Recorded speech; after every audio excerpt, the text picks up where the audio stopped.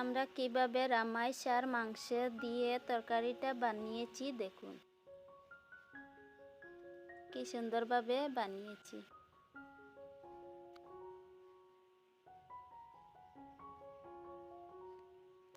প্রথমে আমি রামাইশটা পেড়ে নেব।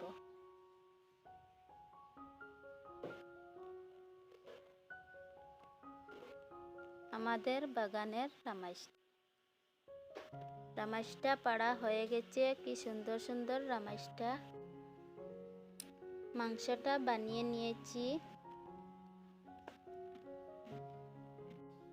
এখন তেজপাতা, ডালচিনি, মাংস, রামাইশ, তারপর রসুন, আদা, টমেটো আর পেঁয়াজ সবগুলো কেটে রেখেছি। প্রথমে মাংসগুলা কুকারে দিয়ে দেব।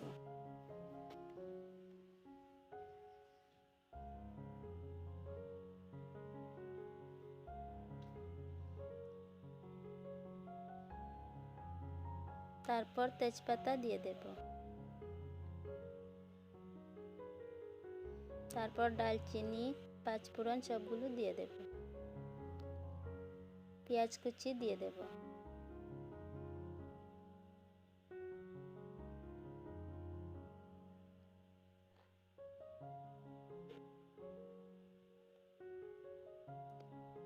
তারপর রসুনটাও দিয়ে দেব।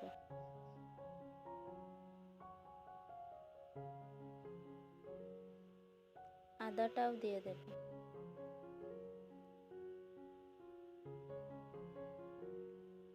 টমেটোগুলোও দিয়ে দেব।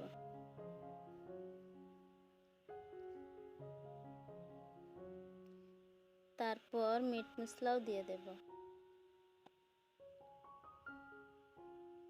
গরম মশলাও দিয়ে দেব। কাশ্মীরি মশলাও দিয়ে দেব। লঙ্কা গুঁড়ো দিয়ে দেব 2 চামচের মতো।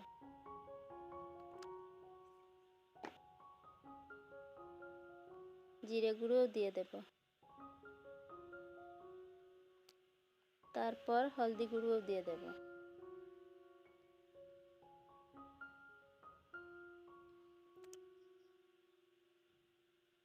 পরিমাণ মতন লবণ দিয়ে দেব।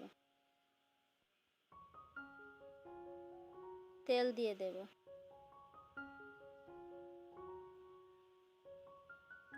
তারপর আমি ভালোভাবে মেখে নেব।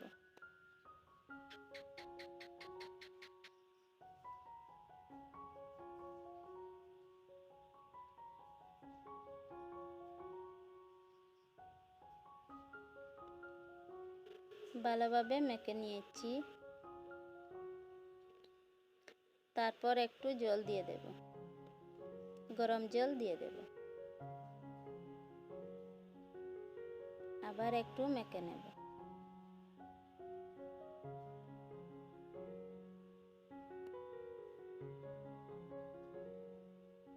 তারপর ঢাকনাটা লাগিয়ে নেব। কুকারটা বসাইছি। 3 সিটি হয়ে গেছে। এখন আমি দেখব মাংসটা সিদ্ধ হয়েছে কি না হয়েছে। মাংসটা নাড়াচাড়া করে দেখে নেব।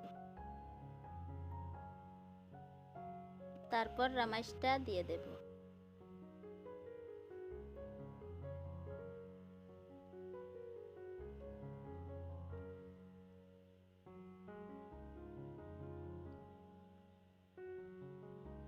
ভালোভাবে নেড়ে নেব।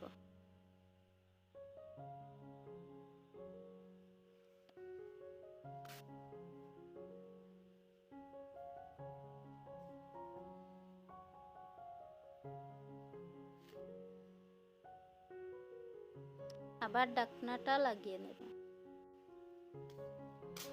তরকারিটা রান্না হয়ে গেছে। কি সুন্দরভাবে আমাদের রামাইশ আর মাংস তরকারিটা হয়েছে দেখুন।